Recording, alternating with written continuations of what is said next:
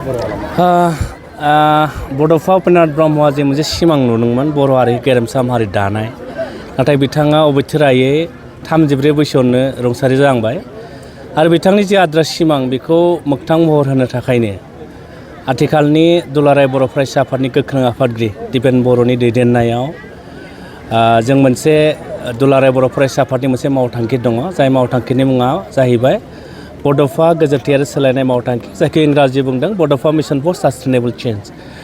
बेखौ बिथा खालामनानै जोङो जोंनि गामि गफायाव जि उन्दै उन्दै खुदियाफोर दङ, जायफोरा गेलेनायखौ उन्दैनिफ्रायनो बिथांमोना रोंगौ आरो बिथांमोनखौ जोङो मोनसे प्लेटफर्म होनानै मोनसे मन्च होनानै बे जोंनि उन्दै उन्दै खुदियाफोरखौ गेलेनायनि गेजेरजोंनो बिथांमोनखौ गावनि थांखियाव, गावनि जिउनि थांखियाव सहैनायजों लोगोसे बर' हारिखौबो गेलेनायनि गेजेरजोंनो स्टेट लेभेलाव, नेसनेल लेभेलाव, इन्टारनेसनेल लेभेलाव सिनायथि होनानै बे बड'फा उपेन्द्रनाथ ब्रह्मआ जे मोनसे सिमां नुदोंमोन गेरेमसा हारि दानाय, बेखौ जाफुंहोनो थाखायनो दुलाराय बर' फरायसा आफादा जों बे 13 बोसोर बैसोनि जोलुर बादायलायनाय बेखौ जों होनाय जादों।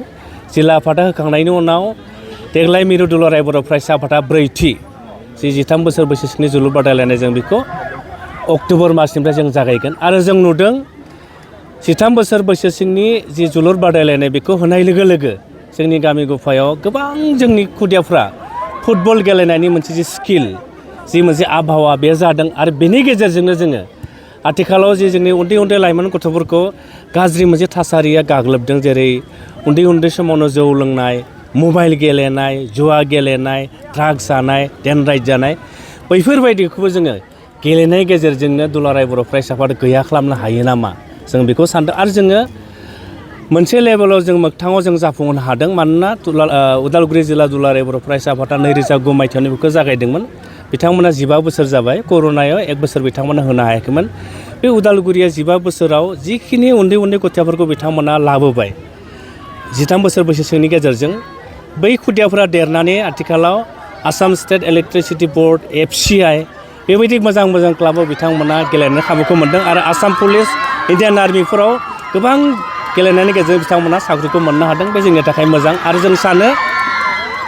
जों सानदों दुलाराय बर' फरायसा आफादा जोंनि लेखा फरानि अनजिमायाबो एसे खमायलांदों।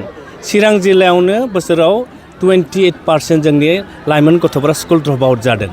उदालगुरियाव 20%, क'क्राझार 15%।